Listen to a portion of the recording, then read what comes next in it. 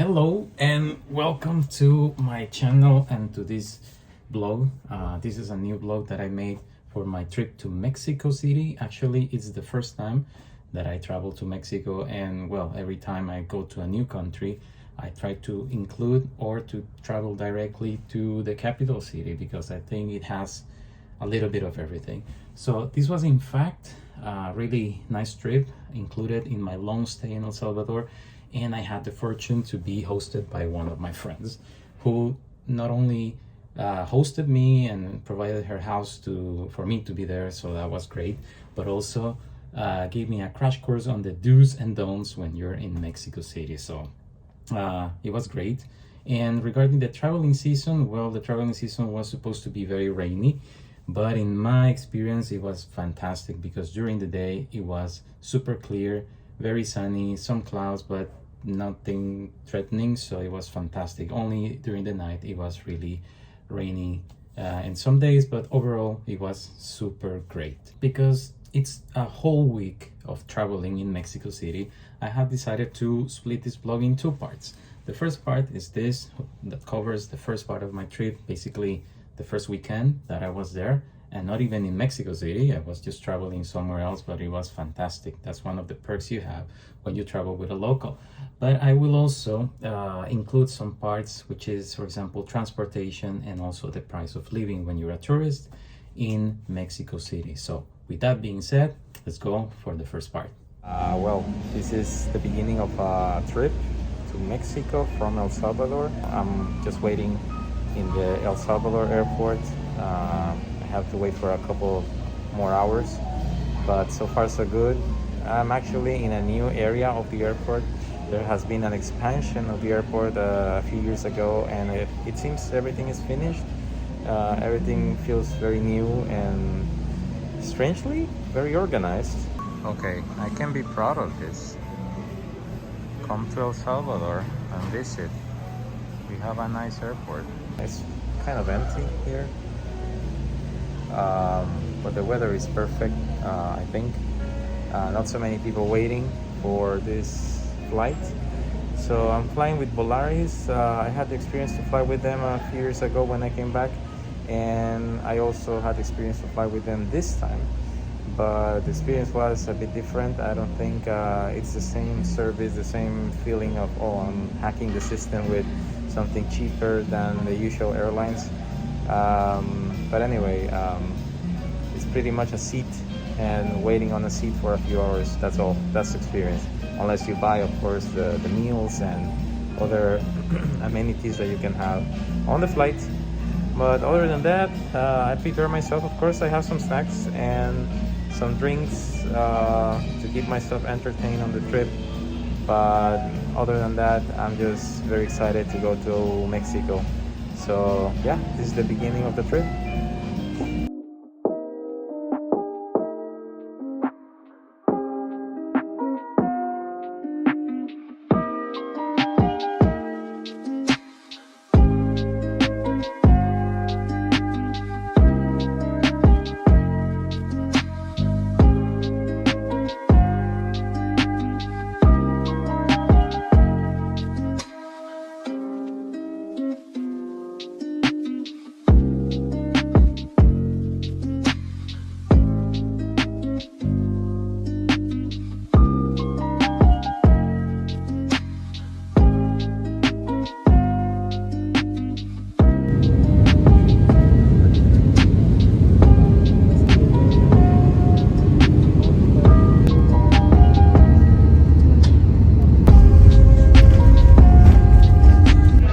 Finally in Mexico City. Getting out of that terminal was like a maze. It was really hard to find where to go, but finally I'm out without any delays, and now I'm heading for the fun.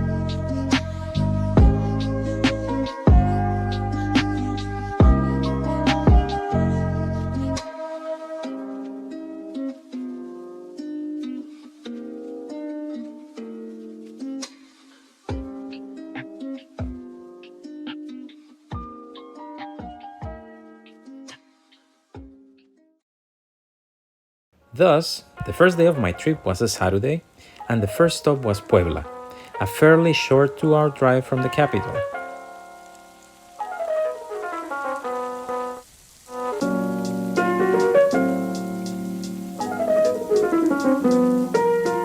In Puebla, we parked the car and walked around since everything is reachable on foot.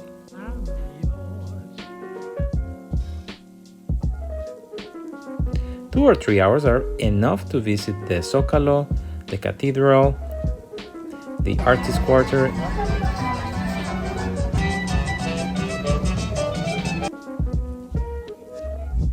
and the Alley of the Frogs. Naturally, it's a great place to buy souvenirs, but I was advised that the local candies are quite famous, so we had to make a stop for them. The highlight of the place was definitely the interior of the cathedral, with its incredible decoration and architecture that is many centuries old. I couldn't have enough of that.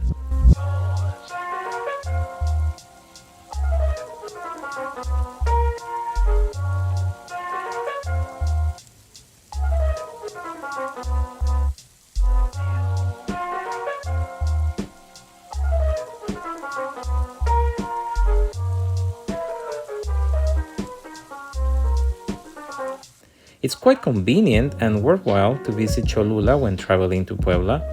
Here, we had a short lunch break, bought some souvenirs, and finally tried crickets. Yes, crickets. A ver, listo, ya estamos grabando. Crickets. Kind of. Los tienes que están caros. Quite tasty. Besides the lovely, colorful streets and dozens of other church buildings, the Santuario de la Virgen de los Remedios is the most recognizable landmark. This is a Catholic site built on top of a pyramid built by the Aztecs, and it takes some 15 minutes to reach the top. The reward at the summit is a 360-degree view of the town with the backdrop of the Popocatépetl volcano. It was epic. Okay, it's Cholula here. I love this weather. It's really ideal for photos, so it's great. I might have some more snacks and continue. This cocoa drink was a really good decision. So, talking about the flight from El Salvador to Mexico, it was a really smooth flight. I thought it would be longer, 3 or 4 hours, but it was just shy 2 hours, so it was fantastic, I think. Then so far what I've done is just arrive to Mexico City and then try to meet my friend, my accommodation, and try some local stuff, do some reconnaissance. I have some really interesting dishes. So far all I've tried is pork, made out of pork.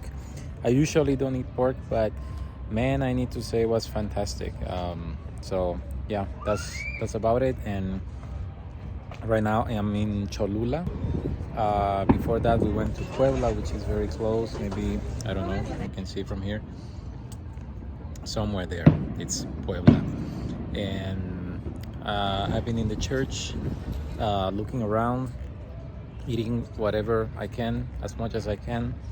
And yeah, this is perfect for a day trip from Mexico City. So far so good.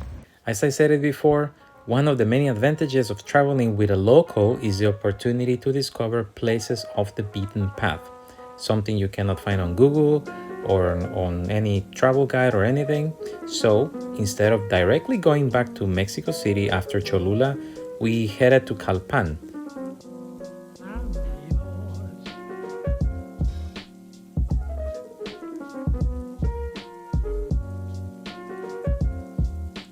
Hometown of the culinary delicacy called chile en nogada. It's also known as the flag dish for its colors, a large green pepper covered in white sauce and grenadine.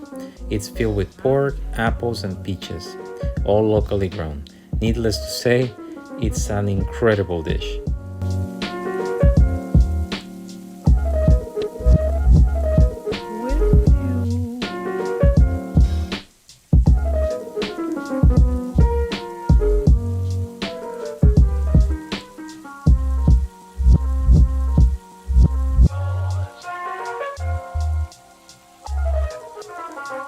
Next day, on Sunday morning, we headed to a forest reserve called La Marquesa, located just southwest of the capital.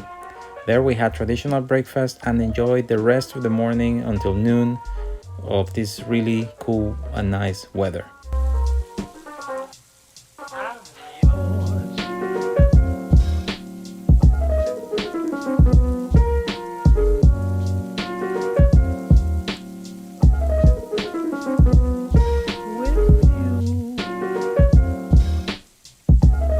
In the afternoon, we headed to the historical center of Mexico City to do some reconnaissance of the area and learn how to use the Metro bus.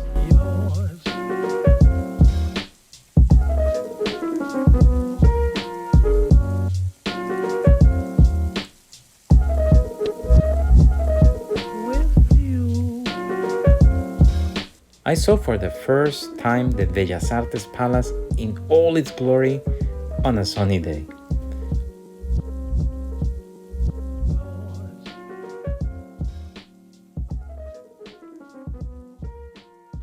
After that, we made a stop in this wonderful place called Friki Plaza, with all that a gamer, otaku, or tech enthusiast could wish for, really. Turns out that the Mexicans really don't have to go all the way to Japan to have access to these really nice goodies.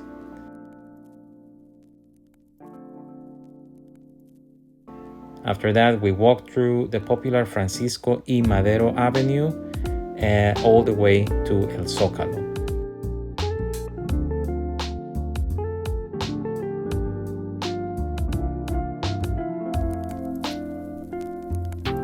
The Central Plaza, also known as El Zocalo, was occupied by some activities, so there was no luck for a postal-worthy shot of the flag and the cathedral on the back.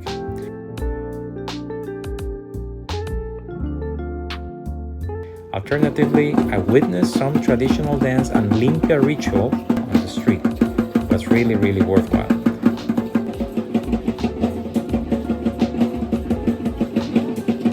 On the other side, the Templo Mayor Museum was open, and we seized the opportunity to get in that day.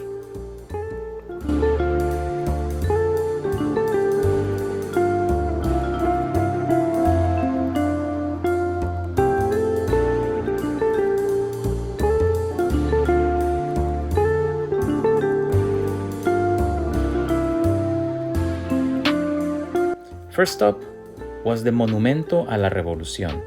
For just 120 pesos, which is around $6, one can go to the top of the building, but the weather that day was not good enough for photos. Here I am in Monumento a la Revolucion. Really awesome, I would say. Weather is good. Kind of misty today, so it's always great to bring a coat for this kind of thing. So it's good, awesome. Feels pretty safe here, and yeah. So instead, I just headed to Alameda Central for a walk. This is the oldest public park in the city, and if you walk further east, the Palacio de Bellas Artes is just there.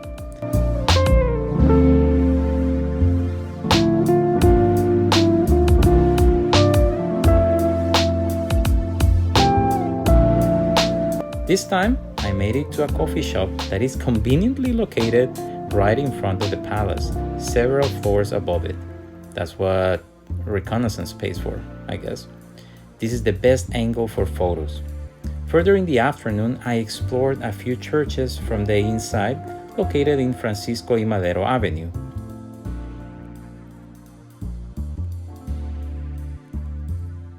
I pushed forward until I reached the Metropolitan Cathedral again.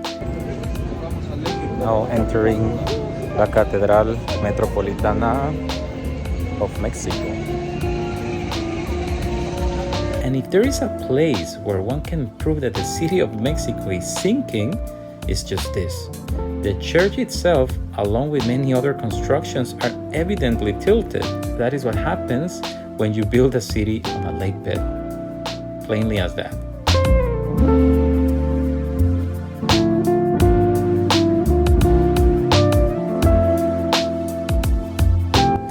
With more time, I would have made a full stop for a meal in Sanborns of Francisco y Madero, also known as Casa de los Azulejos, but I just entered and took a look at the beautiful construction of the interior and went in for some street food in the evening.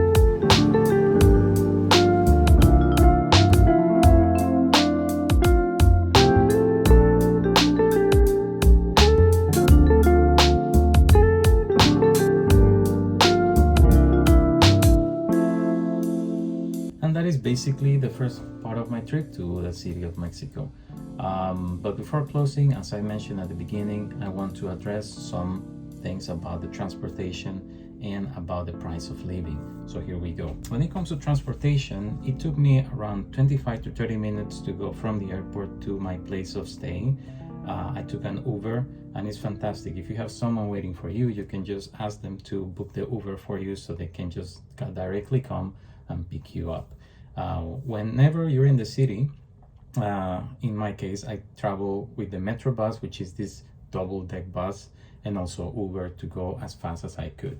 But there are other options such as a bicycle and the Metro. Personally, I didn't have to use the bicycle so much, but because everything, actually, the touristic areas, the landmarks, and all the places of interest for tourists are very close together. So that was a great advantage of the city. The currency at the time of my visit, $1 was 20 Mexican pesos, so that was kind of okay. And you can find foods ranging from 100 to 200 pesos, so I think it's not too shabby. And then entrances to places, to museums, to castles, to other attractions are around 85 to 120 pesos, so I think it's affordable. And some places actually make a discount if you're a student, for example, if you're going on a group. So that's all for this first part of my vlog to Mexico City. Please check my second video on this one, and I'll leave you with some more shots that I took in Puebla, Cholula, and other parts of my exploration. So